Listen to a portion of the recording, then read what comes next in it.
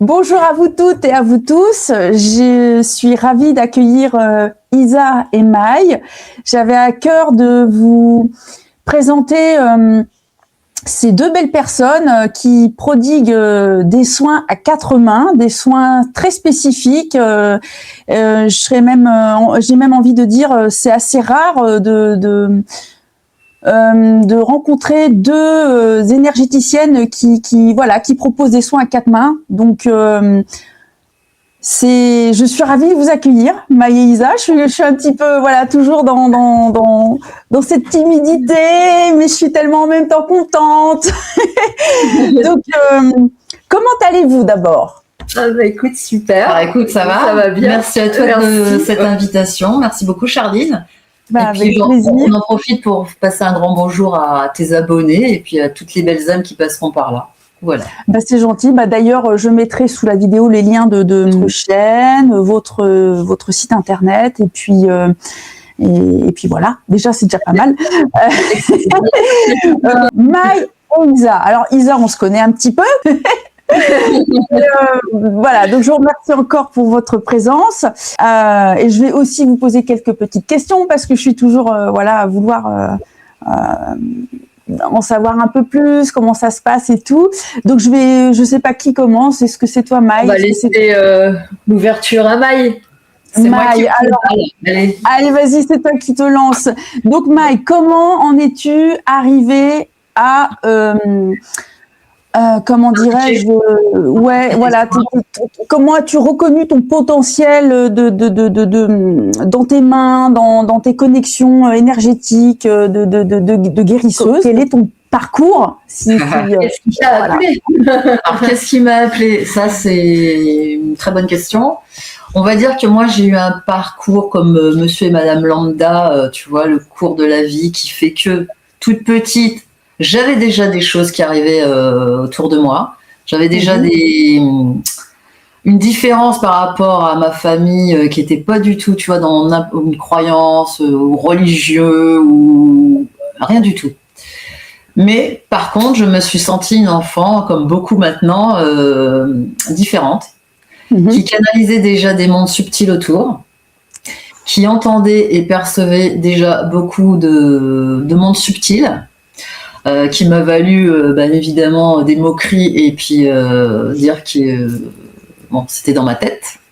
On va dire que je suis née dans les années 70, donc il n'y avait pas internet, tout ce qu'on connaît maintenant pour être influencé. Il y avait très très peu de télévision et très très peu de chaînes qui pouvaient aborder certaines thématiques qui maintenant on peut tout, tu vois. Donc je tiens déjà à passer le cadre. Donc, petite, j'ai dû me construire comme ça. Alors, par contre, c'est vrai que ma maman, qui a ses origines tahitiennes, avait une ouverture d'esprit beaucoup plus grande de sa culture où le monde des esprits cohabite et c'est naturel. Donc, j'avais quand même cette chance de pouvoir quand même me confier de temps à autre auprès de ma maman, mais on va dire qu'elle n'a jamais cultivé le fait de m'entretenir, même si j'avais quand même des perceptions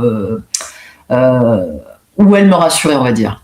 Me poussait à être forte aussi. Et me poussait à être forte face à l'obscurité, face à des voix, face à des êtres que je pouvais percevoir. Donc voilà.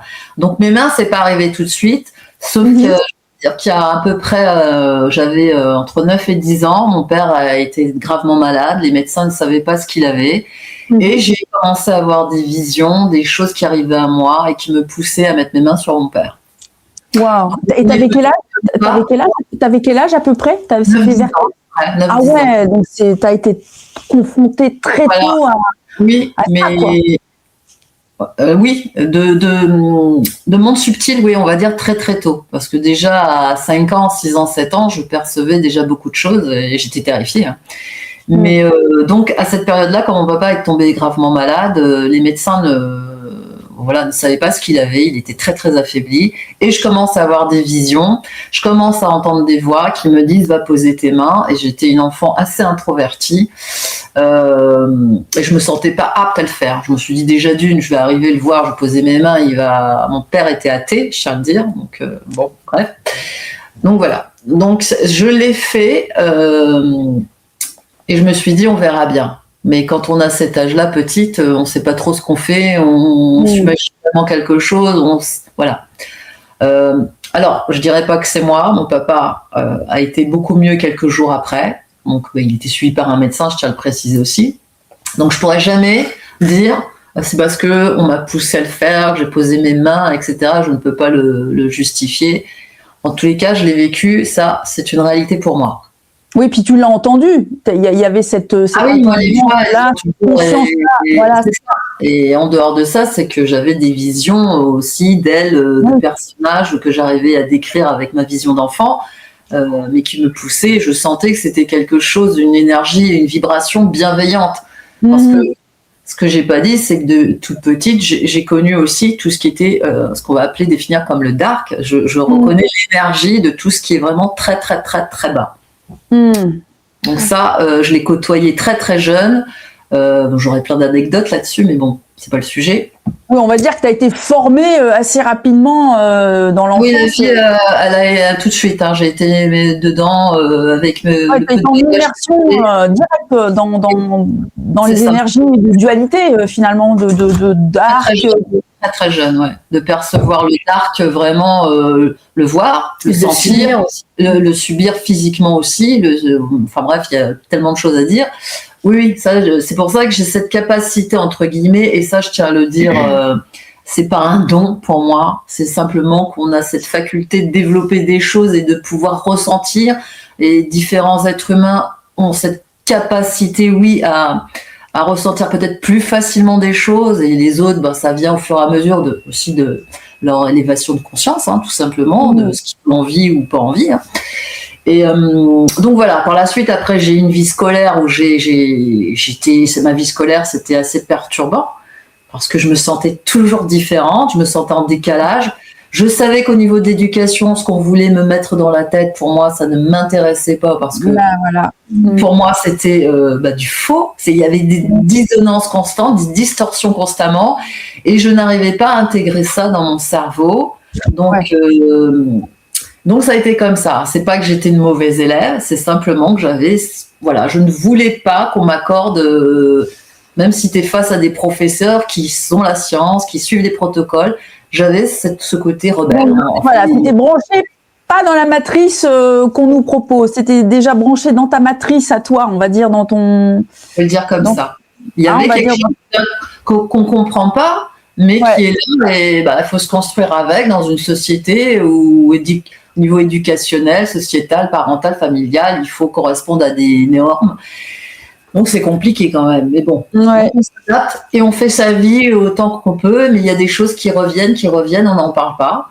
Et puis tout doucement, je me suis rendu compte en faisant des petits boulots, en travaillant. Après, moi, je viens d'une carrière dans le milieu hospitalier.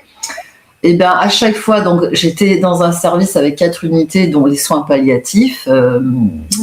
Mais aussi la rééducation et l'EHPAD, USLD, donc des services quand même bien chargés.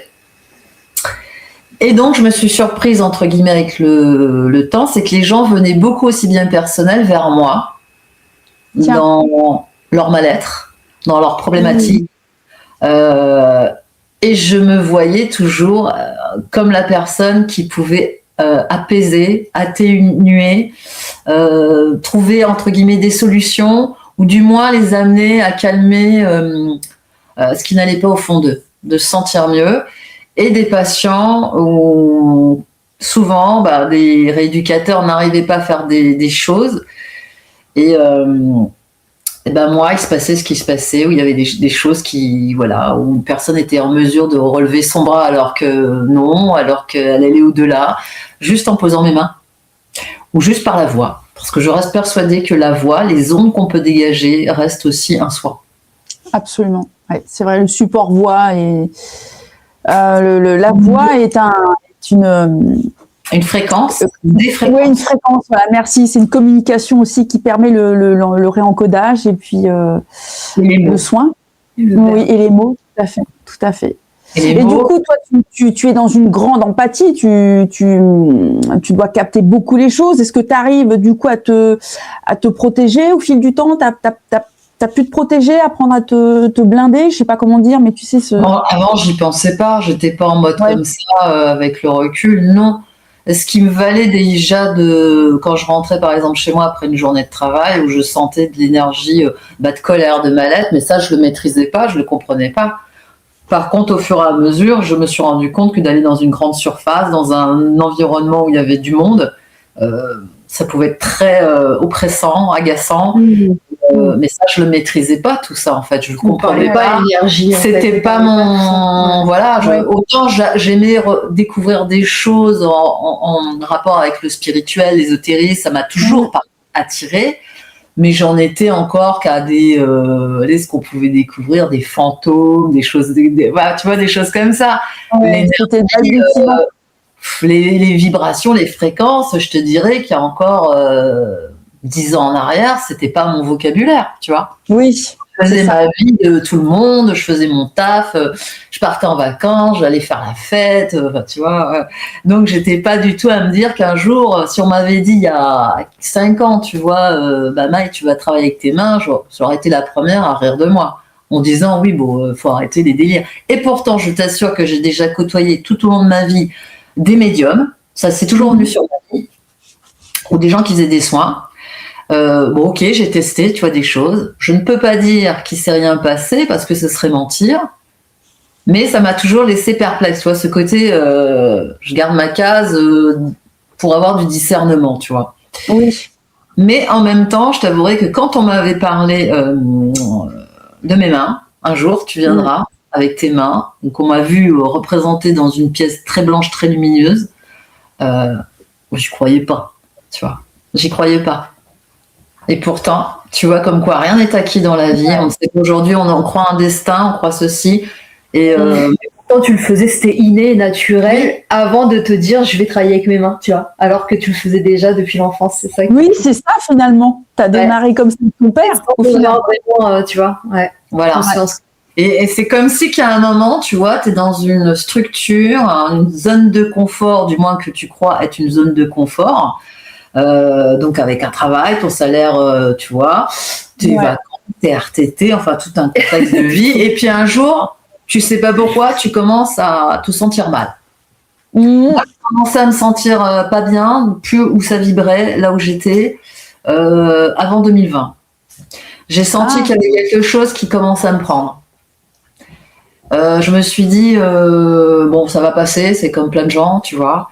Le problème chez moi, c'est que c'est pas passé. Et quand j'ai commencé, quand on m'a dit, Maï, il faudrait peut-être que tu fasses un petit break, parce que physiquement, psychologiquement, je me retrouvais plus, je me reconnaissais plus. J'étais blasée de me lever. On pourrait mettre ça sur le burn-out comme les gens. Moi, je me réduis pas à un mot. En plus, anglais, j'aime bien le français. Mais enfin bref.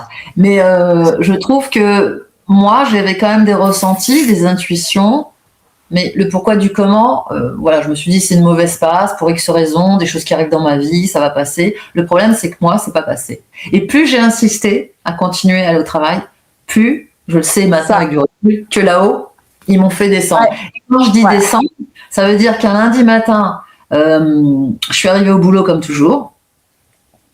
Et c'est un lundi matin, je suis repartie en moins de 2 heures après. Ça veut dire que là, mes responsables m'ont dit « tu rentres ».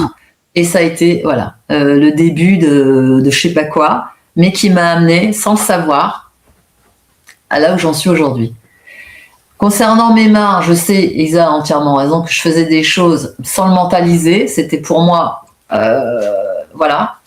Quand j'avais des collègues pas bien qui me disaient qu'ils étaient dans un état psychologique ou émotionnel très perturbé, rien que le fait de les prendre, de les regarder, on me disait « qu'est-ce que tu m'as fait ?» Et moi, j'en étais pas consciente du tout. Qu'est-ce que je fais? Je sais pas, je te rassure, je suis là, tu vas pas bien, enfin, tu vois, un automatisme comme ça.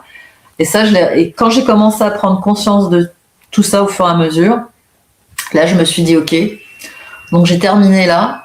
Maintenant, j'ouvre un nouveau chapitre, quelque chose d'autre, je sais pas. Comme je dis souvent, je pars dans l'inconnu. Je fais le grand plongeon.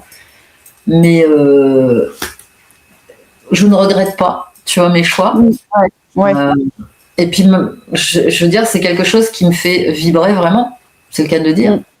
accompagner les autres et s'accompagner soi, parce que souvent c'est ce qu'on dit avec Isa, c'est que en apportant l'accompagnement, l'écoute, ce qu'on peut amener la personne à s'auto-guérir, c'est aussi une guérison pour nous. Ce que tu as traversé avant 2020, finalement, c'était un réajustement qui se faisait finalement dans ton positionnement.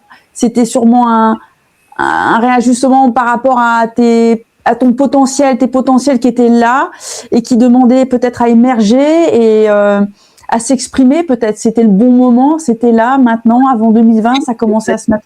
C'est comme un accouchement de soi, si tu veux. Un accouchement. On pourrait définir quelque chose, mais c'est vrai qu'il y a un accouchement où tu sais pas ce que tu vas accoucher au final. Hein. Mais oui, mais là c'était toi.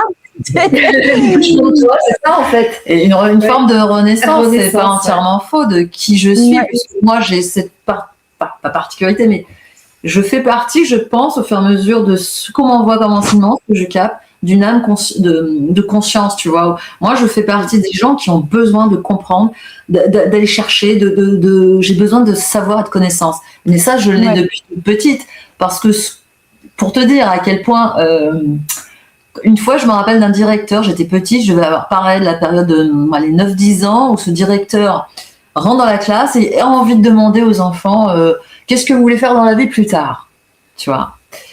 Et quand il arrive à moi, je lui sors un mot que je ne connais pas, je t'assure Charline, je lui dis anthropologue. Alors que les enfants me disent infirmière, policier, pompier, et moi je dis, et je sais même pas ce que signifie le mot. Alors lui forcément il me regarde, il me dit ma petite, tu devras faire des études. Mais je t'assure que c'est drôle. Parce qu'aujourd'hui, même que je vais regarder un documentaire, que je vois le physique des personnes, en fait, je sais l'ADN, qui même s'il est mélangé. Tu vois, il y a des gens qui vont pas reconnaître, par exemple, un Coréen, d'un Japonais, d'un Chinois. Moi, depuis toujours, je sais reconnaître le faciès, les choses comme ça que je capte. Incroyable. Ça, je l'explique pas. Mais c'est incroyable. Ouais. Et je fais des choses qui ont bien intérêt pour le monde, parfois aussi. Tu vois, c'est ce côté, on pourrait dire... ce que je dis à Isa, ce côté spectre autistique, maintenant je l'assume beaucoup plus. Il y a des choses qui improbables, qui emmerdent tout le monde et que moi qui m'amuse, qui m'éclate, tu vois, compter des trucs à une rapidité, mais ça sert à rien. Et voilà, c'est des trucs comme ça, on n'explique pas pourquoi c'est là, je sais pas. Tu vois. Mais c'est comme ça, enfin, plein de choses comme ça. Ce truc à part que toi, tu as su finalement au fil du temps reconnaître, identifier, tu vois. C'est quand même s'identifier, se reconnaître et l'accueillir. Et c'est ça qui fait toute la beauté de l'histoire et de ton expérience et de ton parcours. On peut se persuader, tu sais, et le chemin est long pour tous. On ne dit pas que c'est simple. Nous aussi, on a énormément de choses à travailler. C'est notre évolution constante. Mais on est là pour œuvrer. Le plus dur, je pense, dans ce monde, c'est de savoir pourquoi on est venu, pour œuvrer. Je pense que chaque expérience de notre passé présent ou du passé futur, moi ce que je dis souvent, c'est qu'on peut changer le futur dans l'idéal le plus harmonieux de ce qui nous convient, mais il faut qu'on saisisse et qu'on comprenne des choses, qu'on arrive à avoir beaucoup de discernement, mais il faut intégrer aussi beaucoup d'informations du champ, tu vois, ce champ quantique, ce champ... C'est tellement large et vaste que c'est vrai qu'il ne faut pas se perdre. Donc déjà se connaître soi au fur et à mesure et de se comprendre, de se pardonner de nos erreurs, nos échecs qui ne sont pas des échecs mais des expériences, je trouve que c'est déjà énormément avancé. Et c'est pas simple. Moi, je dirais pas à tes abonnés, tu vois, aux gens qui vont passer, non, ce que je vous raconte, c'est les doigts dans le nez, tout est beau, magnifique. C'est comme une hygiène de vie au quotidien, tu vois, où on peut avoir nos moments de flottement, nos moments, voilà, que ça retombe. Parce que comme tu le disais tout à l'heure, les énergies sont de plus en plus lourdes. Et c'est vrai qu'il faut maintenir une constante qui n'est pas évidente. Tu vois, même pour le meilleur des énergéticiens, si un énergéticien me dit oh non, moi c'est un long fleuve tranquille, les doigts dans le nez, bon, tant mieux pour lui. Hein. Mais je ne suis pas convaincue. Mais bon. Parce que ça fait partie, tu vois, des grandes vagues qui bouleversent énormément la Terre. Et nous autres dessus, quoi, tu vois. Donc, voilà. Exactement. Et du coup, toi, Isa, Qu'est-ce qui t'a amené aujourd'hui à comprendre que voilà, tu as ce potentiel et tu l'as entendu, tu l'as accueilli et tu l'as exprimé aujourd'hui? J'ai mis un long moment à comprendre forcément qui j'étais, tu vois, parce que ça rejoint un petit peu beaucoup de personnes dans ce domaine-là où on se cherche et on ne trouve pas sa place dans ce monde-là, tu vois. Pour faire court, on va dire, moi, je suis née, voilà, en fait, au moment où ma mère m'attendait, je suis née, je devais être déjà un garçon et pas une fille jusqu'à l'accouchement, tu vois. Donc à l'accouchement, je nais avec un garçon, avec un nom de garçon. Je suis pas du tout, tu vois, Isa de base, tu vois. Et puis avant, donc quand ma mère est enceinte, elle entend sonner à la porte. Elle ouvre la porte et elle a eu une dame, une gitane, à sa porte et qui lui pose la main. Elle ne sait pas d'où elle sortait, qui, quoi, comment, qui c'était. Et cette femme-là lui pose la main sur le ventre et elle lui dit votre enfant ne sera pas comme les autres. Waouh! Ma mère, elle reste avec ça. Elle prend peur. Elle lui claque la porte au nez, tu vois. Et toute mon enfance, si tu veux, surtout très jeune, j'ai failli perdre la vie, noyade. Je suis née, voilà, avec où on a dû me transfuser. J'ai dû avoir un donneur. Enfin, pour dire un petit peu, voilà, que je suis née vraiment avec. Ouais, t'es arrivée, c'était déjà. C'était compliqué. Compliqué. Ouais. Et après l'école, bah pareil, l'école a un parcours difficile où c'était souvent l'élève fantôme sur mes bulletins. Je finissais toujours sur les bancs d'école parce que j'étais complètement la tête ailleurs. Tu vois, je comprenais pas ce que je faisais là. Je me demandais qui j'étais, ma famille. Tu vois tout ce truc. Et puis ça m'a tenue en fait tout le long. Et puis pareil, étant jeune, l'adolescence à peu près. Déjà petite, je captais des choses. Quand je regardais le ciel, je captais des choses, je captais des énergies. Mais par contre, en grandissant, pareil, j'avais toujours des personnes qui venaient vers moi avec des problématiques, que ce soit émotionnelles, physiques. J'étais un petit peu, on m'appelait un peu le côté Mère Teresa, ou tu vois, toujours l'oreille ou l'épaule, tu vois.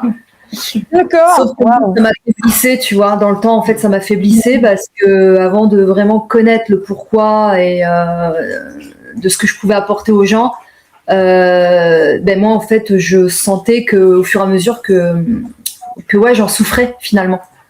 Tu vois, comme un épuisement. C'était trop.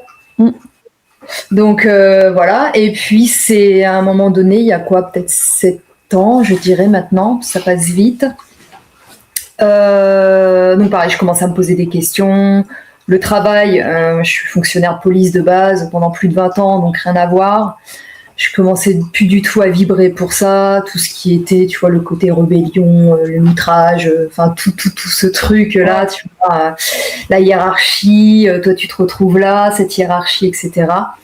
Et puis il y a à peu près 7 ans, ouais c'est ça, je pars en fait faire une escale dans le sud à Sainte-Marie-de-la-Mer.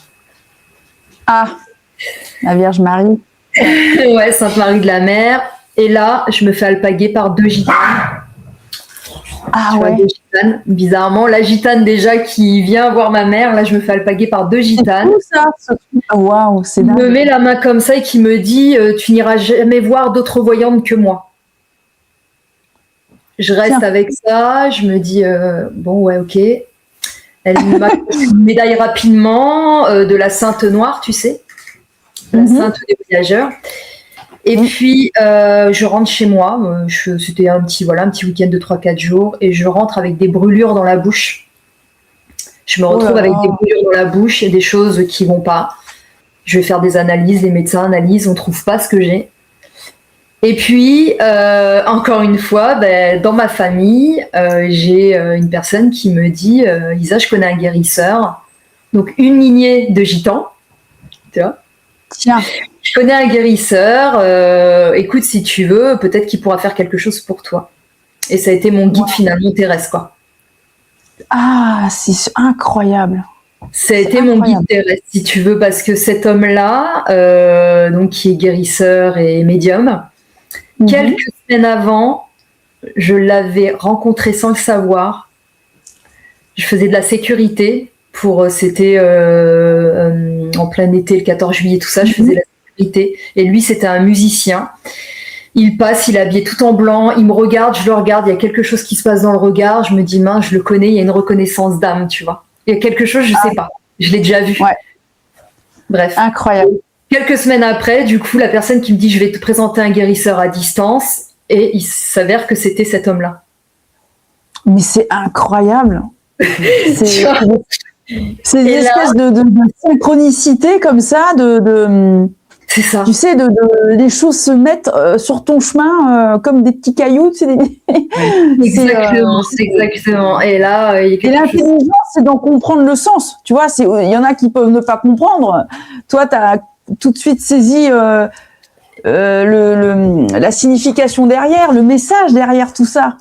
Ah ouais, pour moi, c'est comme mon ange gardien, comme on dit, ou mon guide terrestre, je sais pas trop. Et puis bon, il a fait ce qu'il fallait faire. Et puis c'est lui où m'a dit, tu sais, Isa, tu savais que tu étais guérisseuse et médium. Là, je l'ai regardé, je me suis mis à fondre en larmes. Je l'ai regardé, on va dire en visio, parce que je me suis mis à fondre en larmes. Pour moi, je savais pas, j'étais pris entre plein d'émotions. Et là, d'un coup, j'ai eu des visions qui sont arrivées de vie, de moi, où je me voyais dans une roulotte, comme ces gens du voyage, à faire justement ce côté médium là. Ouais. Et j'étais complètement perdue. Donc j'ai mis un temps avant de pouvoir me dire et là par contre ça a été vraiment une révélation.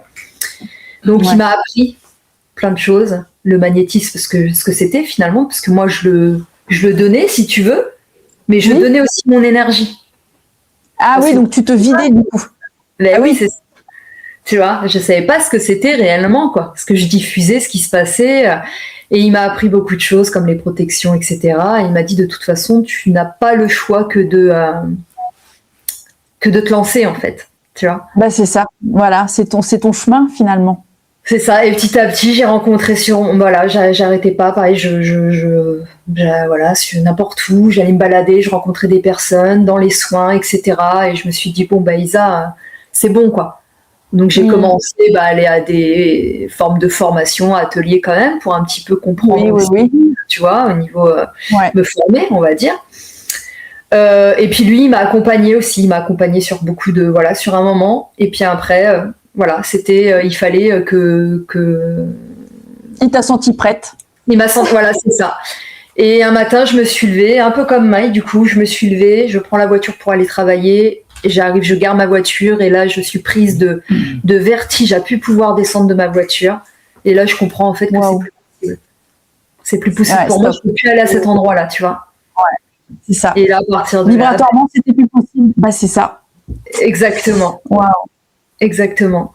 Donc, en gros, pour te dire un petit peu mon parcours, comment je suis arrivée donc à vouloir du coup être énergéticienne et comment télépathe aussi, comme tu sais, Charline. Voilà. On est cinq consoeurs. C'est jamais facile de se présenter parce qu'il y aurait tellement à dire, mais c'est. Bien sûr. Il n'y a pas que une chose, on est multiples. Mais je comprends. Et du coup, donc tu as accueilli et entendu cet appel du cœur, finalement, cet appel-là qui te poussait à incarner ce qui t'appelait. Voilà, je sais pas comment dire, mais voilà. Et du coup, quand tu as rencontré Maï, comment vous est venue l'idée de mettre en place les soins à 4 mains? Est-ce qu'il y a eu encore des choses comme ça, des petits messages à droite à gauche et puis moi, pour ma part, j'ai été intéressée, on va dire, attirée par la pratique de Maï, ce qu'elle dégageait au niveau, tu vois, des soins, ce qu'elle pouvait. Je pense que c'est vraiment les vibrations, en fait, tu vois. C'est le côté vraiment vibratoire, ce qui se reconnaît aussi. Et puis, je sais même pas, en fait, j'ai l'impression que ça s'est mis en place sans vraiment l'avoir. Je pense une évidence. Oui, on pourrait dire une évidence, une forme de connexion, du fait que même si on a nos pratiques qui sont différentes mais qui se rejoignent, que le fait de pouvoir explorer chez chacune l'autre et de voir ce que ça fait entre ces connexions, l'énergie, les différentes énergies qui sont utilisées, mais aussi de regrouper ce qu'on pourrait définir comme nos guides, je pense que c'était plus pour aller vers une expérience de savoir ce qui se passe, tu vois. Comment on peut allier tout ça, se dire sur un être, sur un animal ou sur nous-mêmes, et de voir ce qui se passe, tu vois. Et donc, ce qui est agréable, c'est de se dire que ce qui se passe, ça s'est enclenché d'une manière naturelle. Et comme je te disais précédemment, sans se marcher l'une sur l'autre. C'est comme si tu faisais une danse autour d'une table, autour de la personne, d'une personne qui a besoin. Et nous aussi, c'est collectif finalement, tu vois. Et au-delà des êtres qui nous entourent, c'est encore plus fort parce que non seulement ils nous font partager quelque chose d'unique, mais alors nous, nos perceptions font qu'après on va débriefer en disant t'as ressenti ça, t'as ressenti la présence, t'as ça, et ça c'est intéressant.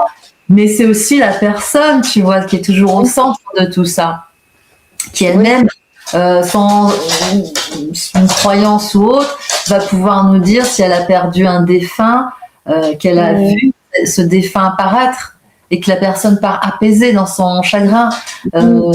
Et ça peut être une personne qui a une vision de quelque chose, qui va pouvoir sortir et qui va dire j'ai senti un poids, tu vois. Donc en fait, quelque part, j'ai l'impression que là-haut ils nous ont réunis pour partager l'auto-guérison pour nous, mais pour un collectif, pour tout. En fait, si tu veux, Maïa a ramené ses outils, j'ai ramené les miens. On s'est dit, c'est même pas qu'est-ce qu'on peut en faire, non, puisqu'en fait, elle a pris ses outils, j'ai pris les miens. Et un jour, on s'est dit, allez, on lance. Et le premier rendez-vous, en fait, c'était comme si c'était naturel. Tu sais, comme si c'était inné, en fait, que c'était comme ça. Oui. C'est vrai. Et ça a toujours été.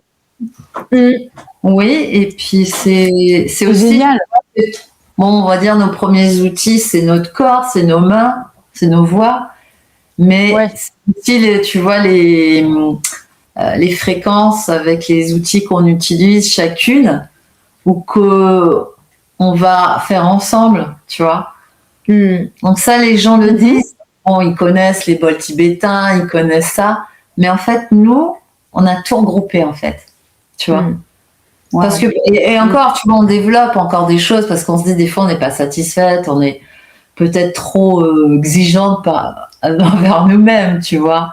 Mais c'est vraiment pour apporter aux personnes quelque chose de complet, vraiment. C'est ça. Et en gros, je te coupe 2 minutes pour en revenir au fait que ce soit complet, c'est que pour amener, voilà, comme elle dit, nos outils, que ce soit nos mains, nos perceptions, nos canalisations. C'est vrai que le soin, je peux débattre, je peux parler un petit peu justement du soin, un peu les outils qu'on utilise. À fond. Let's go. Ok.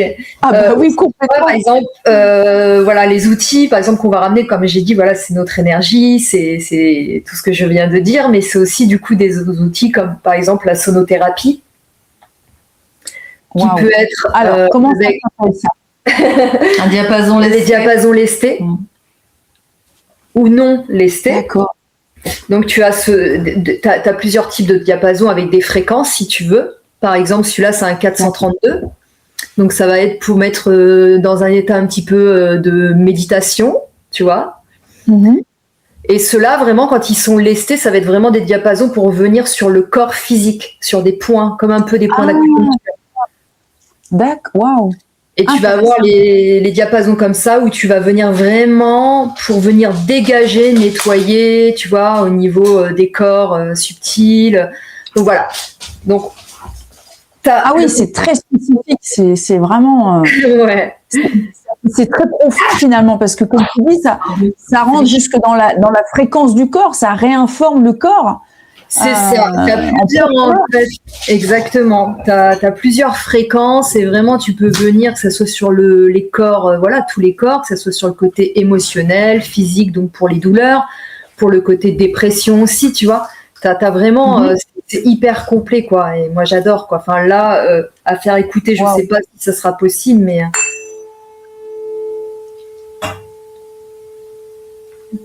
Ah ben, Je sais pas. Tu l'entends? Ah ouais, complètement. Ah, c'est fou, c'est un son, c'est une fréquence? C'est une fréquence, c'est ça.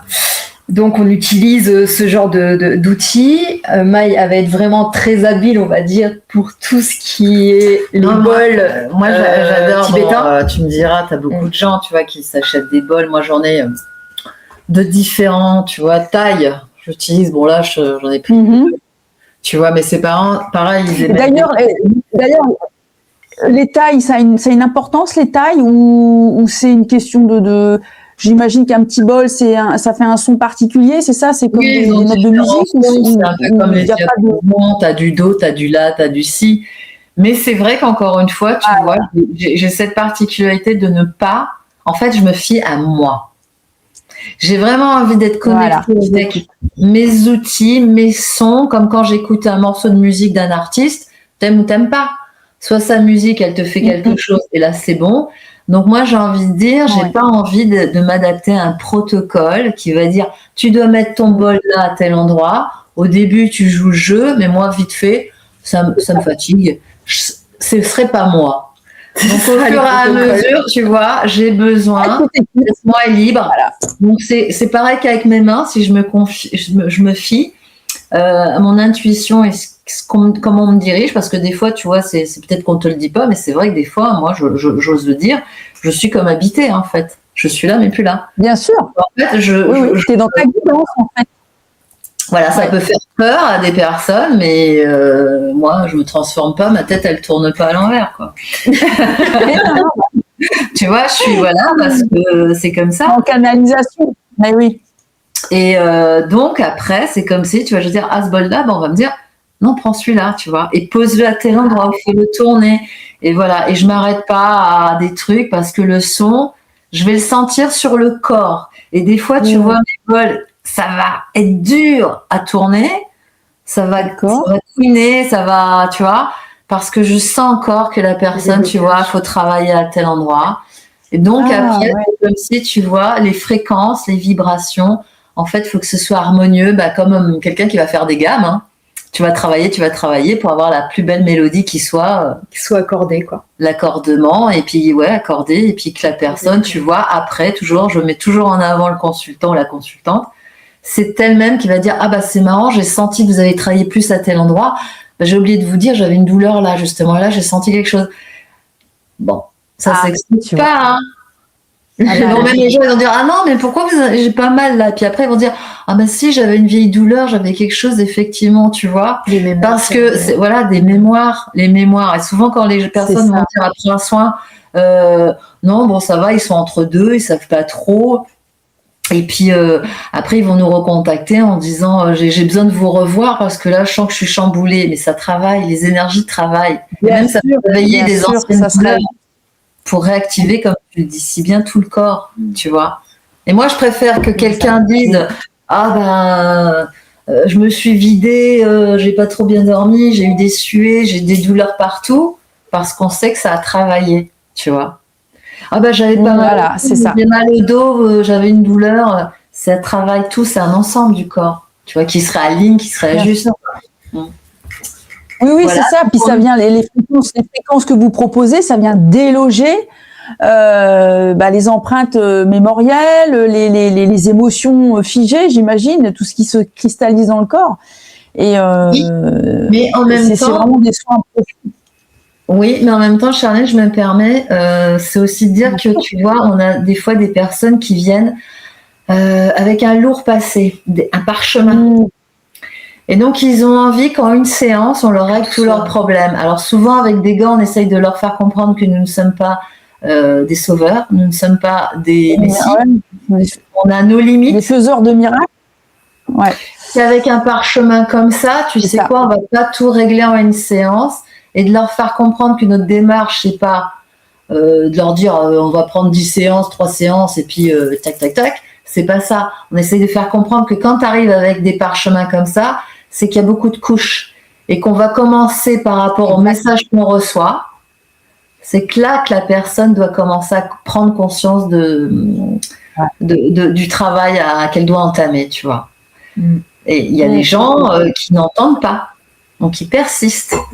Mais il y a des gens, par contre, qui comprennent. Et là, on voit des choses qui changent autour d'eux, dans leur contexte de vie, comment ils abordent des sujets de leur vie qui leur paraissaient infranchissables, insurmontables. Donc ça, c'est intéressant, tu vois. Mais, comme on dit, on a des oreilles, encore faut-il les utiliser pour entendre. Et on a des yeux, il faut les utiliser quand on peut aussi pour voir. Malheureusement, si les gens ne veulent pas aussi fournir, parce qu'on a oublié de dire une chose, mais que les soins, c'est bien, mais les gens aussi ont un travail à faire.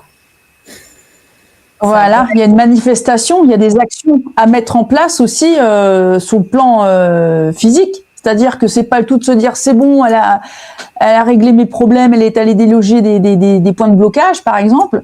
Mais il y a aussi cette prise de conscience personnelle intérieure, parce qu'un cheminement de libération, c'est un cheminement.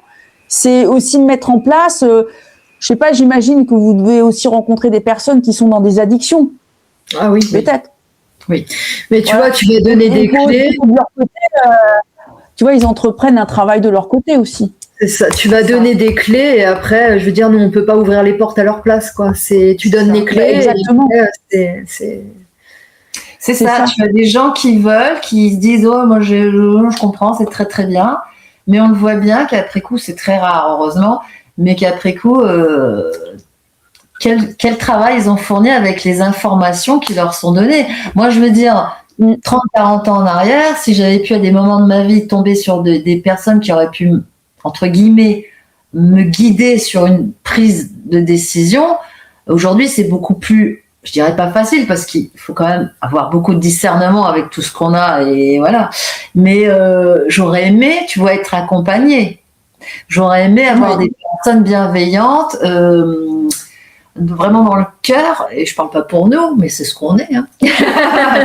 Mais j'aurais bien voulu, tu vois, pouvoir avoir des informations qui me permettent des fois de prendre d'autres directions, plutôt que de chercher, tu vois. Or, je trouve que on vit une grande époque où tu as des gens qui sont dans le développement personnel à chercher, perturber pour X raisons qui leur appartiennent dans leur chemin de vie. Mais en même temps, quand ils ont la chance, entre guillemets, de pouvoir avoir des informations qui leur sont données, ils ne mettent pas en pratique et après, ils reviennent et ils vont nous dire, bah oui, vous me l'aviez dit, mais bon, j'étais pas sûre à ce moment-là. Donc, tu vois, c'est des champs de probabilité de leur futur. C'est à eux de le construire le mieux possible, mais on a un passé qu'il faut guérir, c'est un fait. Quand on a un passé, voilà, il faut le guérir. Mais ce passé est toujours dans le présent si on le traîne. Et donc, dans ce présent, passé-présent, on crée notre futur. Il est déjà dans la probabilité, mais on peut le modifier. Mais pour ça, il faut travailler et ôter ce qui a retiré pour que ce présent qu'on construit devienne un meilleur futur. Si la personne se dit, bon, ah oui, vous m'avez dit que je vais avoir le plus beau travail, une maison, nanana, enfin tout ce que, voilà, ce que les gens rêvent dans une matière qui est en train de se passer. Ok, mais si tu restes à ton canapé et que le mari vient pas, c'est pas de notre faute. Si tu restes là avec ta maison, tu vas pas aller la chercher, elle va pas venir toute seule dans ton canapé, tu vois, par exemple. Y a personne qui va venir nous sauver. On est notre propre sauveur, notre propre libérateur. Effectivement, l'outil l'outil de soin que vous proposez, ce sont des clés que vous réinformez. Vous réinformez des origines, des points d'origine qui permettent justement au consultant qui les reçoit, d'enclencher justement cette libération personnelle. C'est ça. Je disais que en fait, si tu veux, pendant le soin, donc le soin à 4 mains, quand on vient sur le corps, donc on vient, tu vois, dégager, nettoyer ce qu'il y a à nettoyer, réaligner, réharmoniser, réaccorder avec nos outils. Et pendant ce soin, en fait, on canalise ce que le corps a besoin, tu vois. Donc, ça peut être aussi bien canaliser ce que le corps physique a besoin, c'est-à-dire sur le côté nutrition, le côté, par exemple, on peut travailler avec les huiles essentielles, les fleurs de bac, les minéraux, les pierres, tu vois. Ah oui. Donc, ce que le corps vraiment a besoin. Ah oui, super. Déjà, après, tu as les organes qui vont nous informer des fois de certaines défaillances. des personnes qui vont souffrir, qui ne le savent pas du tout, d'un problème au poumon, d'un problème intestinal, de quelque chose. On va venir sur des mémoires d'une femme qui a peut-être fait un accouchement difficile ou une perte d'un bébé, et il y a même eu un déni, quelque chose comme ça, ce qui nous est arrivé. Donc tu viens en fait nettoyer, réharmoniser, réparer les corps. Et du coup c'est en fait tu canalises autant, parce que tu as des personnes, beaucoup aujourd'hui, ils ont besoin de, comme on dit, tu vois, de cet accompagnement, de comprendre, limite de leur donner, de leur dire dans un mois tu auras une voiture rouge, ou dans 6 mois tu auras un travail, tu trouveras un CDI. Non, on fait pas que ça en fait. On donne pas forcément de date, sauf si on ressent vraiment qu'il y a, on nous informe que ça va être rapide par exemple ou pas. Mais c'est pour dire aussi que quand on vient travailler sur le corps, les informations, c'est pas que non plus comme une guidance sur ton chemin de vie. C'est aussi ce que tu dois aussi sur ton corps, ta souffrance, ton corps, ce qui subit aussi, tu vois. Donc c'est vraiment en fait complet. On a du mal déjà à se mettre dans une case, ce qu'on va définir comme médium, tu vois. On sait pas trop. Ça nous dérange, tu sais. Pour le faire simple, c'est parce que tu vois, on voit la grande tendance qu'il y a maintenant. T'as des prophètes, faux prophètes, t'as des médiums, des voyants, t'as tout. Et en fait, nous, c'est un petit peu notre truc, c'est qu'on a du mal à se mettre, même si on va utiliser un mot pour définir nos perceptions, ce qu'on capte, parce qu'on les capte, on va arrêter de se mentir au bout d'un moment. Ils sont là, faut bien qu'ils les utilisent, mais pour de bonnes choses, tu vois. Mais après, c'est vrai qu'on a du mal encore à porter cette étiquette, tu vois. C'est par rapport à un contexte où tu vois, depuis 2020, tu as des gens qui vendent de tout, et c'est vrai que c'est dérangeant, et tu te dis, nous, on n'a pas envie de se mélanger à tout ce truc. On est encore un petit peu de la vieille école, tu vois, les gens dans le village, tiens, on va aller voir le rebouteux, la guérisse. Tu vois, on est un petit peu dans cet état d'esprit de vieille âme, finalement. Tu vois, ça fait encore partie de notre ADN. Mais on est comme ça, tu vois, donc on cherche pas forcément à faire de l'audience, des trucs comme ça, de se faire connaître, oui, bien sûr. Mais on n'a pas forcément le choix finalement aujourd'hui de passer par tous ces outils. Mais on essaye quand même, tu vois, de pas trop tomber dedans, parce que déjà c'est pas notre truc. Et puis parce que nous, on a besoin de crédibilité, on a besoin d'être et puis ça fait partie de nous, et puis c'est tout, hein, tu vois. Est-ce que vos soins sont-ils un complément aux traitements médicaux? Moi, je dirais que c'est en complément, justement, et j'espère qu'un jour, dans ce monde-là, qu'on puisse un jour unir nos pratiques, donc la médecine, que ce soit holistique ou la médecine traditionnelle, la science. Enfin, j'aimerais en fait que tous, et je sais que petit à petit, ça se fait, parce qu'il y a de plus en plus même d'hypnothérapeutes qui interviennent dans les hôpitaux ou les coupeurs de feu pour les grands brûlés, par exemple, etc. Et c'est vrai que j'aimerais un jour qu'on puisse être reconnu, tu vois. Donc oui, pour moi, c'est complémentaire. Faut jamais, comme souvent avec Maï, ce qu'on se dit, jamais on dira à une personne d'arrêter un traitement ou de plus suivre cette thérapie avec, tu vois, la médecine. Ça, non. Au contraire, parce qu'on demande très souvent avant soin, est-ce qu'il y a eu des examens de fait, tu vois, des choses. Donc oui, pour moi, c'est vraiment complémentaire, ouais. D'ailleurs, on le dit souvent à des personnes qui ont été voir des pratiquants, magnétiseurs ou autres avant nous. Donc, si la personne leur a dit d'arrêter le traitement, nous, moi, je préconise aussi fuyez, jamais. Fuyez, quoi, tu vois. Donc, nous, il est hors de question. Tu vois, t'as les médecins, ils font leur boulot. Nous, on fait le nôtre. Ce qu'on demande aussi, c'est pas que les médecins, qu'ils y croient ou qu'ils y croient pas, qui viennent nous donner des leçons parce qu'ils ne comprennent pas scientifiquement quelque chose qui appartient à des mondes subtils ou de l'invisible. Mais étonnamment, il y a quand même une ouverture qui s'effectue chez les professionnels, qui le disent pas. Mais c'est vrai qu'on a des consultants qui des fois sont suivis avec un psychiatre ou psychologue ou autre, qui en parlent. Donc, il n'y a pas de frein. Il n'y a pas, tu vois, genre, mais qu'est-ce que vous allez voir tu vois, des marabouts, des je sais pas quoi, des charlatans, ce que tu veux. Non, au contraire. Au contraire, ils encouragent. Donc, l'ouverture se fait. En France, c'est long. On sait que, Dans d'autres pays, heureusement, c'est mais en France, c'est quand même bien lourd. C'est vrai qu'il y a des médecins, parce que moi, j'avais traité il y a quelque temps un zona chez une petite dame qui souffrait d'un zona, et c'est son médecin lui-même qui lui a dit essayez de trouver un énergéticien, un magnétiseur, et du coup, elle m'avait contacté, et en fait, je lui ai guéri, j'aime pas trop non plus, mais c'est vrai, c'est la réalité, guéri son zona, oui, effectivement. Ouais. Pouvez-vous aborder tous les maux du corps? Est-ce que vous avez des limites que vous ne souhaitez pas toucher? Il y a des choses que ça, c'est niette, je touche pas à ça. Pas forcément de limites, mais si on doit avoir des limites, c'est parce que de là-haut, on nous informe qu'on n'a pas à venir sur telle ou telle pathologie ou telle, tu vois. S'il y a des choses, par exemple, moi je dis non, par contre là, j'irai pas, je toucherai pas. C'est parce que je le sens, on me l'informe.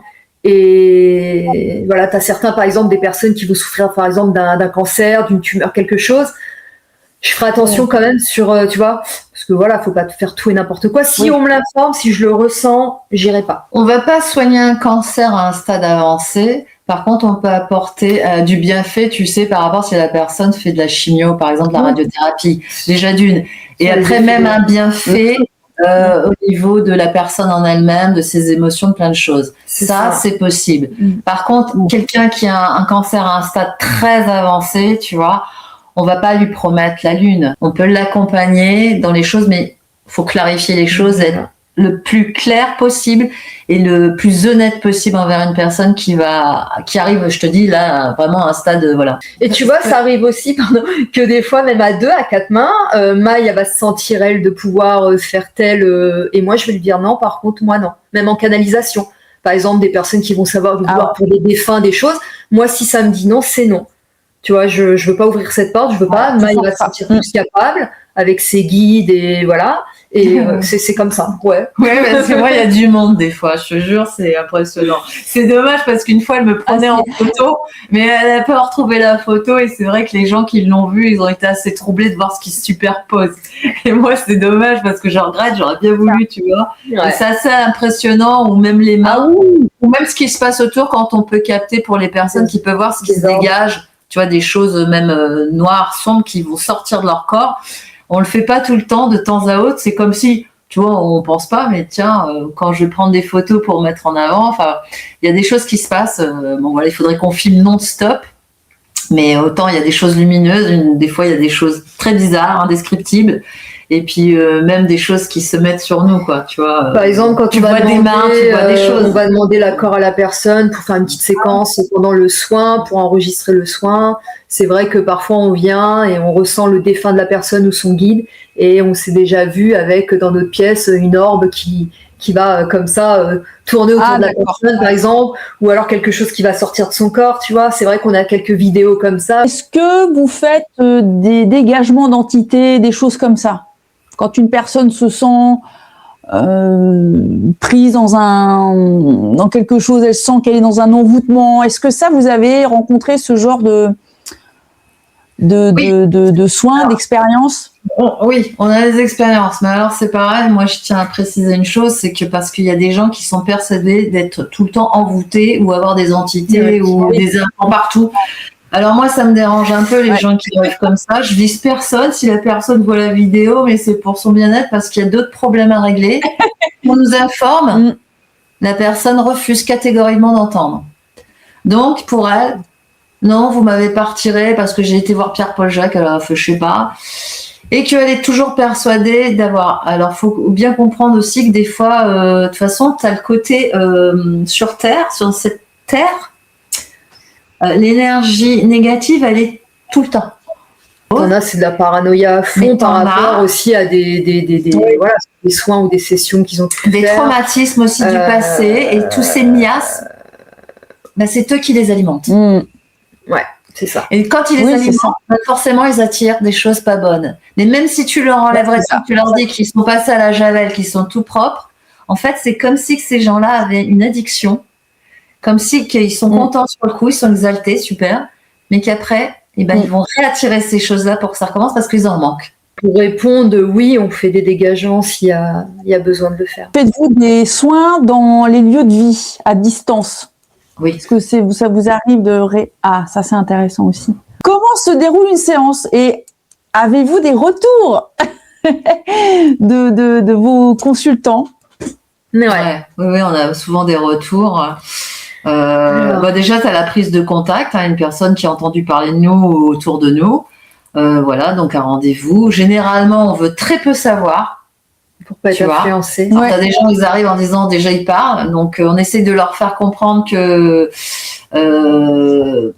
on veut un minimum le motif. Les problématiques vraiment, voilà, gros, savoir s'il y a des traitements, des succinctement, choses, parce qu'on laisse faire les choses encore, les canalisations qui arrivent pour les personnes. Donc voilà, c'est tout. Donc et après, quand la personne c'est en présentiel, effectivement, on va faire connaissance, on va lui expliquer le déroulement sur la table généralement, pas toujours, ça dépend aussi de la personne et de son état physique, mais généralement c'est sur une table où là on va lui expliquer le déroulement. Donc il y a une ambiance qui va imprégner la personne déjà. Voilà, une ambiance entre tes origines, on va dire le côté maori, polynésien. Moi, il va y avoir plus le côté un petit peu amérindien, donc on va avoir une ambiance un peu, on va essayer de mélanger les... Et puis pour apaiser aussi, mettre au mieux la personne, tu sais, dans notre environnement, parce qu'on veut quand même toujours garder notre environnement, faire partager nos énergies, c'est déjà important. Et donc avec une musique adaptée, et puis à ce moment-là, tu vois, la connexion se fait déjà préparation pendant, et ensuite, on va commencer à faire. Isa tourner au moi. Beaucoup, des fois commencer par tout ce qui est fumigation avec les plumes, les encens, etc. Elle est en transe, Isa, elle est en transe, tu la reconnaîtrais pas. Hein. Donc on va voir avec les sons. Les percussions. Donc je vais commencer très souvent comme ça. Après, tout dépend. Des fois, c'est Maï qui va ouvrir le bal, comme on dit. Et puis après, on va se laisser de toute façon porter et guider. Donc, et on commence à se... Au fur et à mesure, ou tout au long, généralement, c'est commencer aussi à capter l'esprit de la personne, tu vois. Parce que Isa, comme moi-même, on a besoin d'être sûr qu'on est connecté avec l'esprit et l'âme de la personne.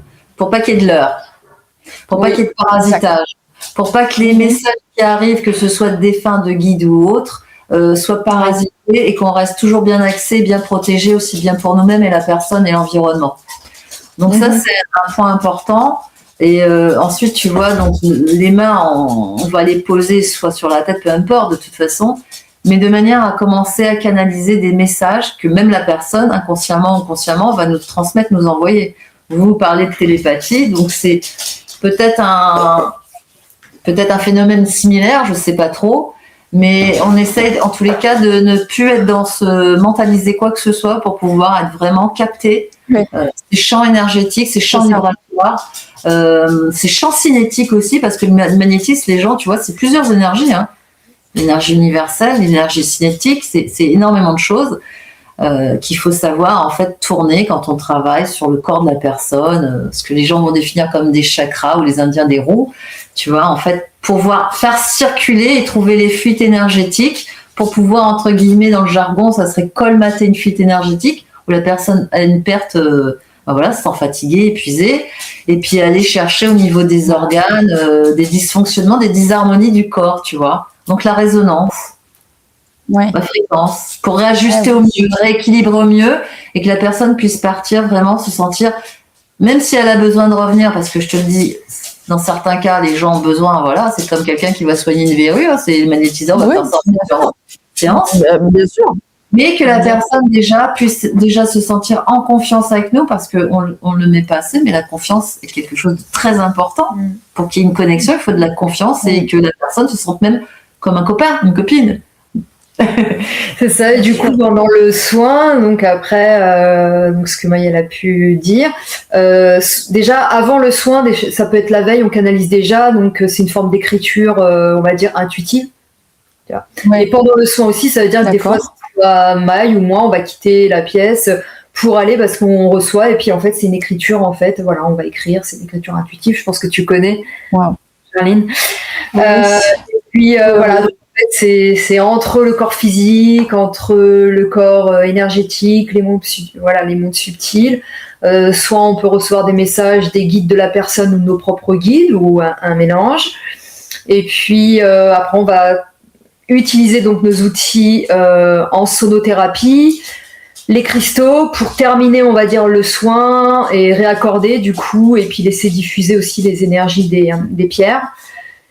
Et à la fin du soin, on va prendre un temps pour du coup partager avec la personne ce qu'on a pu ressentir, ce que la personne a ressenti aussi.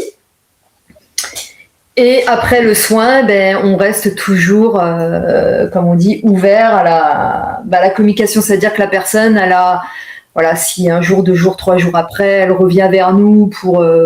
tu vois, il y a toujours quand même un échange, si on peut le faire, bien sûr. On sera toujours en fait... Donc, il y a vraiment un suivi, c'est un accompagnement. C'est aussi allier l'échange, le partage, le raisonnable, le raisonné, et puis avancer, et puis faire en sorte... L'humanité, de toute façon, doit bien passer par des choses.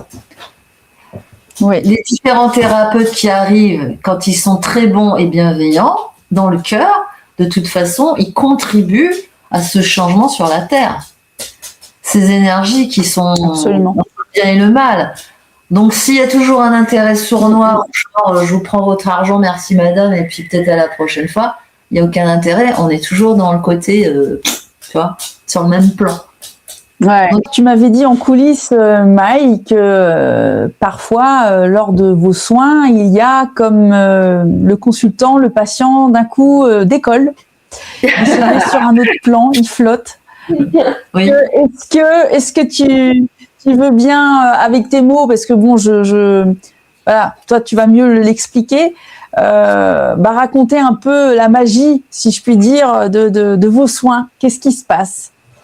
Ce qui se passe, c'est qu'après le soin entre deux, parce qu'on leur dit toujours que s'ils ont besoin durant le soin de s'exprimer, tu vois, on ne sait pas, faut pas bloquer, nous on ne veut pas qu'ils bloquent ou qu'ils résistent ou voilà. C'est vrai que souvent après, quand ils ont un temps, tu vois, on les laisse. Nous on va un petit peu, tu vois, aller se nettoyer, se rafraîchir ou autre. Et puis on leur dit tout doucement de revenir dans leur environnement, tout doucement, parce que tu vois pas se lever brusquement, parce qu'on voit bien déjà sur le faciès qu'il se passe quelque chose. Mais il n'y a qu'eux qui peuvent nous le dire véritablement, même si nous on le perçoit. Moi je veux, et Isa aussi, que les gens s'expriment, parce que c'est ça aussi la guérison, c'est ça aussi, tu vois, ce soin, c'est de pouvoir allier le corps, mais aussi par le verbe, les mots. Donc, quand ils s'expriment, ils ont cet état entre deux eaux, donc où ils vont t'expliquer qu'en fait, ils savent où ils sont, ils entendent les bruits environnementaux, ils savent sur le socle où il se trouve la table, mais ils ne peuvent pas l'expliquer, c'est comme si leur corps, tu vois, est au-dessus. Donc pour ces personnes-là, c'est troublant.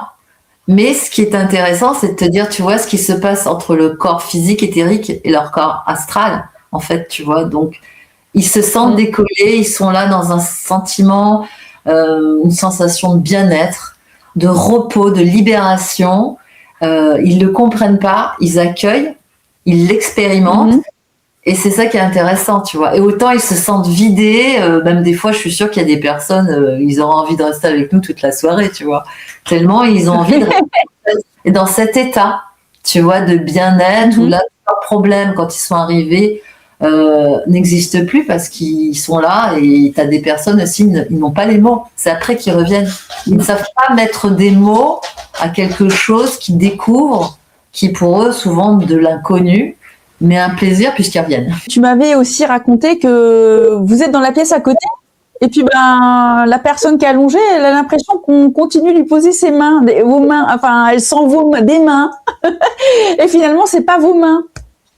Oui, ça arrivait en fait à plusieurs reprises, si tu veux, quand on commence ce soin, donc toutes les deux avec Maï, donc nos 4 mains. Donc les personnes ressentent bien et à un moment donné, il suffit que moi je quitte la pièce par exemple ou Maï pour canaliser justement ce que j'expliquais tout à l'heure. La personne durant le soin, elle va plus savoir en fait, elle va sentir plusieurs mains sur elle. Parfois, je sais pas, par exemple, Maï va être au pied, et puis finalement la personne va ressentir aussi au niveau de la tête. Enfin, c'est ressentir plusieurs mains. Donc nous, comme on dit, pour nous, c'est notre partie. Moi, je dirais que c'est, je sais pas comment l'expliquer. est-ce que c'est notre partie sur la partie Éthérique, supérieure, on va dire, tu vois, éthérique, qui vient donc nous assister, tu vois, on vient, enfin, c'est une collaboration, ou nos guides aussi, tu vois, l'énergie de nos guides. Donc en fait, c'est vrai que c'est vraiment très souvent les personnes nous disent, mais vous étiez combien en fait? Waouh. Ah oui. Oui, c'est très troublant et en même temps, avec le recul, maintenant on est habitué, mais c'est vrai, comme on le soulignait tout à l'heure, ce qui est drôle, c'est quand on peut capter une photo d'une ou de l'autre, c'est de voir des êtres qui se superposent à nous. Ouais. Tu vois, et c'est vrai qu'on devrait flasher plus souvent parce qu'on aurait une connexion incroyable. Quand j'avais pris, il y a un moment, j'avais fait justement une photo de Maï quand elle était donc sur la personne. Donc je prends cette photo et c'est vrai que ça ressemblait, tu vois, à des êtres qu'on peut voir comme les, comment on peut dire, tu sais, le côté un peu avatar. Oui. Maï avait ça, un peu son image, mais son visage avait pris cette truc. Je crois qu'il n'y avait même pas de cheveux, il me semble. Et puis la forme, il y avait une forme de la tête, la taille, du tout la et elle avait comme des peintures ici au visage. Les mains ne sont plus du tout de la même longueur. Dieu sait que j'ai des longs doigts. Ah ouais, mais c'est la taille, tu vois. La taille, elle avait ce côté même un petit peu masculin avec cette musculature, tu sais. Attention, parce que c'est incroyable. C'est qu'il y a le public qui va entendre ça. Ah non, mais ce n'est pas joué dans Avatar, hein. Ce n'est pas moi. Mais moi, j'ai perçu vraiment peut-être polynésien, tu sais, vraiment, tu vois, c'est ce peuple en fait. Oui, ça doit être sûrement une part de toi, une part très élevée, qui vient, qui descend et qui t'accompagne et puis qui continue le travail. On peut dire les guérisseurs du ciel, je sais pas. Je sais pas comment dire. Un guérisseur. C'est ça. De toute façon, on les appelle aussi, Charline, tu vois. Vous avez la preuve d'une manifestation d'autres plans, des plans supérieurs qui viennent et qui accompagnent et qui œuvrent aussi à travers vous et grâce à vous. Donc, et donc vous portez très bien le nom de Uniterciel. Ouais, bah ça c'est pareil, ça a été soufflé, hein, Uniterciel. Hein. Ouais. Ça a été vraiment soufflé. Hein. Ouais. Et mais ce qui est important, c'est aussi les consultants. C'est eux qui ressentent et qui voient aussi des choses. Et moi, j'aime souvent dire, j'adore les sceptiques. Parce que quand tu es sceptique, à partir de là, tu dis, moi je suis sceptique, c'est parce que c'est ma femme, mon mari qui m'a poussé à venir vous voir, je sais pas trop, bon bah je vais tester comme ça, tu vois. Bon bah ok. Et qui vont repartir, ces sceptiques, avec un point d'exclamation, un point d'interrogation. Mais le mieux, c'est quand ils vont renvoyer un petit message, dire, ouais, bah, j'aimerais bien un petit rendez-vous, tu vois, parce que j'adore les sceptiques.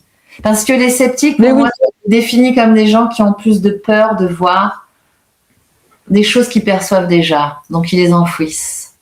Donc on veut pas les voir, les entendre parce que j'ai le trouillomètre, parce que ci, parce que ça.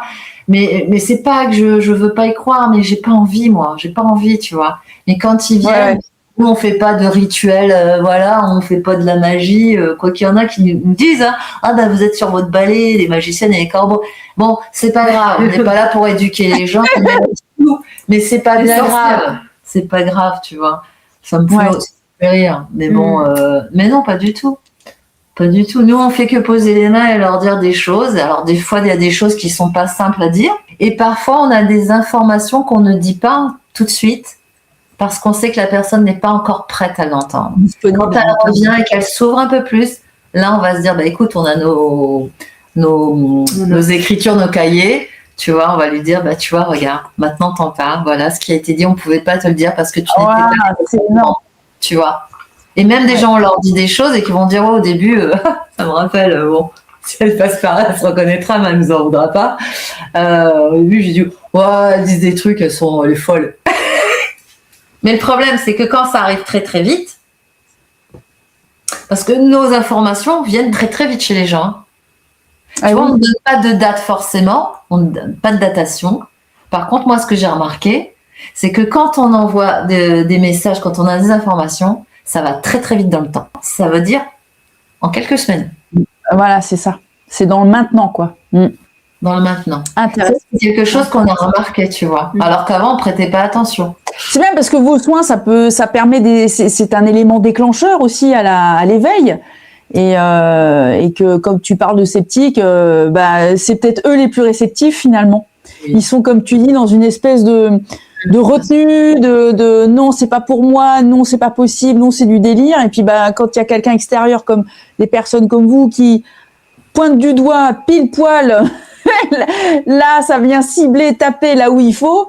Bon, il y a même plus à douter, je veux dire. C'est là où vos soins sont profonds, c'est que ça fait c'est une porte qui s'ouvre.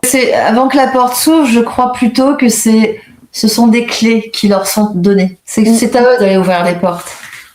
Moi, je rentre pas chez les gens si je suis pas invitée. Hein. C'est ça.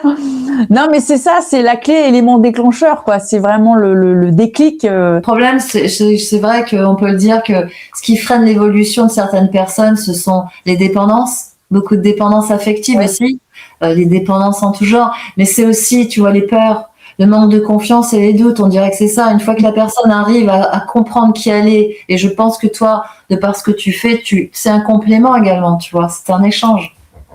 Donc, on est complémentaires. Comme un médecin traitant, un généraliste va traiter des bases, mais va l'envoyer voir un spécialiste. Tu vois, pour moi, c'est ça aussi. L'interaction qui peut faire que cette humanité va évoluer, à aider, à accompagner l'ensemble des personnes qui voudront bien aller voir ailleurs autre chose que ceux qui croient connaître, en attendant que l'évolution de la planète, du monde puisse apporter des soins autres et voilà, sortir de tout ce qu'on connaît. La science a ses limites. En fait, elle n'a pas de limite, la science, si on se base à la source et cosmique. Mais la science terrestre a des limites. Qu'on ne sache pas tout, c'est pas grave. Mais qu'on ne laisse pas la place à des personnes qui peuvent apporter sans que, tu vois, on te dise, vous avez été à l'université, vous n'avez pas de diplôme, vous n'avez pas ci, ça ne veut rien dire. Voilà. Absolument. Aujourd'hui, on parle beaucoup plus de physique quantique, de champ quantique, mais c'est la réalité. Il y a des années en arrière, on ne voulait pas voir, tu vois, t'imagines, les microbes. Eh oui. Il y a des micro-organismes qui existent et qui font des dégâts comme des bonnes choses. Et pourtant, tu vas remonter dans les années 1800, 1700, si on t'avait dit il y a des microbes qui font que et que là, tu as des trucs, on t'aurait dit n'importe quoi, tu étais au bûcher. Hein. Oui, c'est ça, bien sûr. Tu vois l'évolution de l'homme. Mais c'est encore maintenant comme ça, c'est pas parce que tu vois pas l'énergie avec tes yeux visibles de ce que tu crois que connaître qu'il se passe rien quand c'est bien utilisé. Et c'est pas pour autant parce qu'on a tous du magnétisme qu'on est tous faits pour être magnétiseurs. Absolument. Tu vois. Et il y a encore du chemin. C'est plutôt bien parti parce que bon, comme tu dis, grâce aux scientifiques, ils ont ouvert la voie sur le champ du quantique. Tu sais, cette dimension.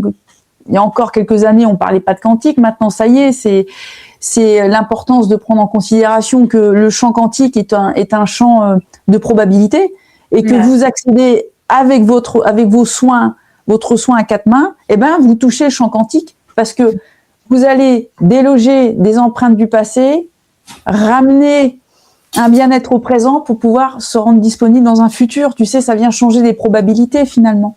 Et aussi pour ce qu'on discute des fois, que des fois je dois saouler Isa avec mes trucs, mais c'est aussi la résonance numérique. Mais tout ça, encore une fois, je parle de vibration et de fréquence. Nous avons une date de naissance que nous avons choisie comme une date de départ, qu'on ne connaît pas heureusement, t'imagines, pour la plupart. Mais on a une résonance numérique avec notre date de naissance. Cette résonance numérique, c'est aussi une de tes particularités, codifie en fait le qui nous sommes, de la façon de penser et la façon de nos actions. Reliées au soleil, à la terre, à la lune. J'utilise leur date de naissance pour leur parler justement par rapport à une problématique de qui ils sont en gros, de ce que la résonance numérique font d'eux. Elle est très importante parce que elle fait partie aussi de l'univers. Les chiffres font partie de l'univers, tu vois. Les mots bien utilisés ont un pouvoir incroyable. Il y a des gens, tu sais, qui ont existé, qui existent encore. Ils utilisent les mots où ils peuvent faire d'énormes dégâts sur la planète. On vous contacte via votre site, il y a votre mail, il y a vos numéros de téléphone, c'est ça? Principalement nos mails, tu vois. D'accord. Est-ce que vous faites aussi des soins à distance? Parler des soins, on organise exactement la même chose, aussi bien dans la pièce. Tout est fait en fait comme si on recevait en physique, quoi. Ah, intéressant, très intéressant. Bien, bah c'était super intéressant cette immersion dans ces soins à quatre mains et cette histoire. Voilà, qu'est-ce qui vous a réunis toutes les deux et puis ce parcours à chacune qui est juste incroyable et magique parce que donc si vous souhaitez vous offrir un soin à quatre mains et si vous en sentez le besoin, si ça résonne pour vous, n'hésitez pas parce que voilà, Maï et Isa vont vous accueillir avec toute leur bienveillance avec plaisir et leur potentiel incroyable, unique aussi. Même voilà, même ne serait-ce nous contacter pour en savoir un peu plus et voilà, on est disponible. Merci. Merci à toi, Charline. Merci. Avec grand plaisir. Voilà. Merci d'avoir accepté. N'oubliez pas de liker la chaîne de Charline, mettre des commentaires, pour booster la vidéo. Hein. Ouais. N'hésitez pas non plus à aller à soutenir la chaîne de Lisa Uniterciel. Et donc écoutez, je vous dis au revoir, merci pour votre écoute merci à tous, à toutes et merci encore de ta belle âme Charline et de ton cœur. Merci, tout pareil, merci à vous deux et on se dit à très bientôt. Merci. Au revoir à vous tous. Au revoir. Au revoir.